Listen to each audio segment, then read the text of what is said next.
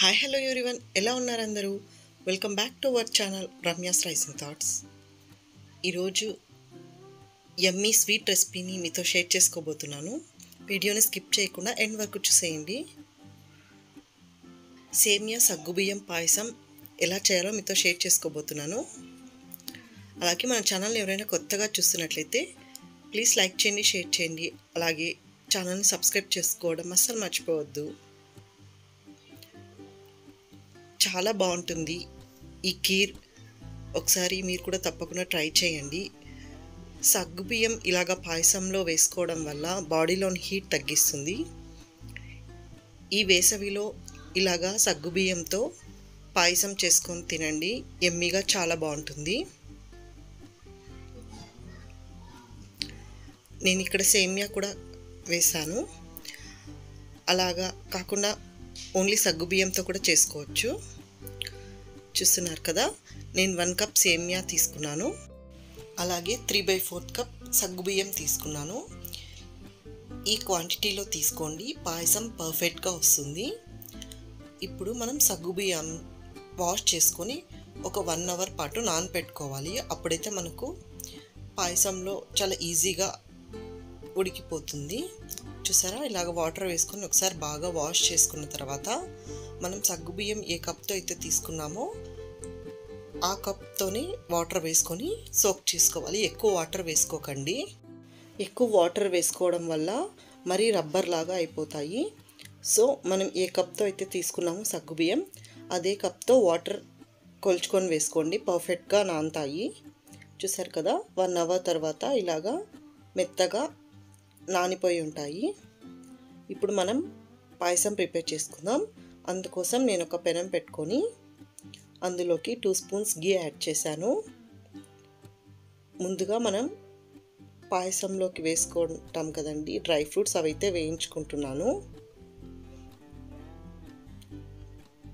ఇలాగ dry fruits మొత్తం వేయించుకొని పక్కకు పెట్టుకోవాలి.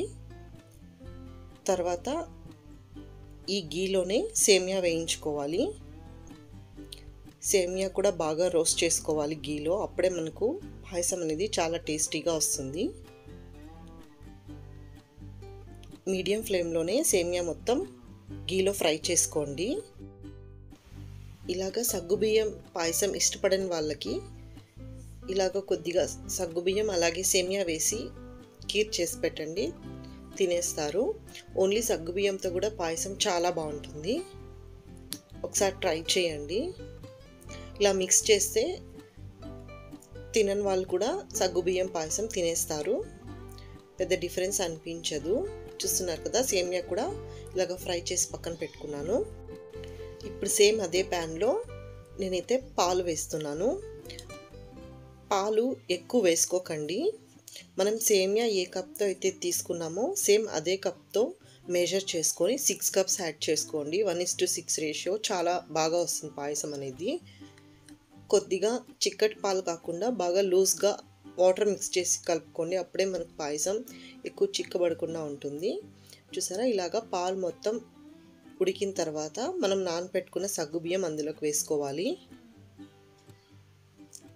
సగ్గుబియ్యం నానినాయి కాబట్టి ఎక్కువసేపు ఏం పట్టదు ఉడకడానికి, జస్ట్ 5 మినిట్స్ లోపలే ఉడికిపోతాయి. ఇలాగా బాగా మిక్స్ చేస్తూ ఉడికించుకోండి.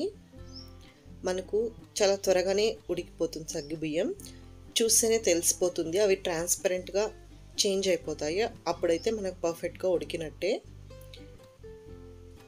ఇలాగా కలుపుతూనే ఉండండి, లేదంటే అడుగు పడుతుంది. చూసారు కదా, ఇప్పుడు మనం ఫ్రై చేసి పెట్టుకున్న సేమియా ఇందులోకి వేసేసుకోవాలి. సేమియా కూడా కంప్లీట్గా కుక్ చేసుకోకండి, ఒక 80% వరకు కుక్ అయితే చాలు సేమియా. తర్వాత ఆఫ్ చేసేసుకోండి స్టవ్. ఫుల్ కంప్లీట్గా మనం ఇప్పుడే ఉడికించేసామంటే సేమియాని తర్వాత పాయసం చల్లారాక గట్టి పడిపోతుంది. అలా కాకుండా 80% ఉడికించుకోండి, పాయసం పర్ఫెక్ట్గా చల్లగైనా సరే లూజ్గానే ఉంటుంది. ఎప్పుడు కూడా పాయసం చేసేటప్పుడు పంచదారని ఎండింగ్లో వేసుకోండి, అప్పుడే మనకు పాయసం గట్టి పడకుండా వస్తుంది. స్టార్టింగ్లోనే పంచదారనైతే వేయకండి.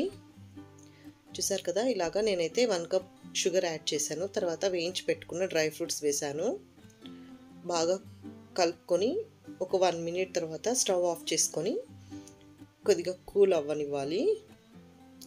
అంతే అండి, చాలా సింపుల్గా ఒక 10 to 15 మినిట్స్లో మనం పాయసం అయితే తయారు చేసుకోవచ్చు.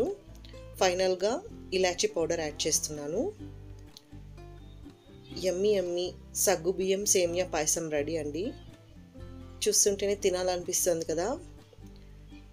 మరెందుకండి లేట్ చేయడం, మీరు కూడా ప్రిపేర్ చేసుకొని టేస్ట్ని ఎంజాయ్ చేయండి. చాలా బాగుంటుంది. ఇప్పుడు చాలా లూజ్గా అనిపించిన చల్లగా అయిన తర్వాత కూడా మరి అంత అస్సలు గట్టిగా అవ్వదు, చాలా బాగుంటుంది. ఎప్పుడు కూడా పంచదార అనేది చివరిలో వేసుకోండి, అప్పుడే మనకు పాయసం పర్ఫెక్ట్గా వస్తుంది. చూసారా ఎంత చక్కగా ఉందో. స్టవ్ ఆఫ్ చేసుకొని డిష్ అవుట్ చేసుకోవడమే. యమ్మీ సేమియా సగ్గుబియ్యం పాయసం ఎలా వచ్చిందో నాతో కమెంట్ సెక్షన్లో షేర్ చేసుకోండి. నచ్చితే ఒక లైక్ ఇవ్వండి. అలాగే మన ఛానల్ని తప్పకుండా సబ్స్క్రైబ్ చేసుకోండి. ఇలాగే సపోర్ట్ చేయండి.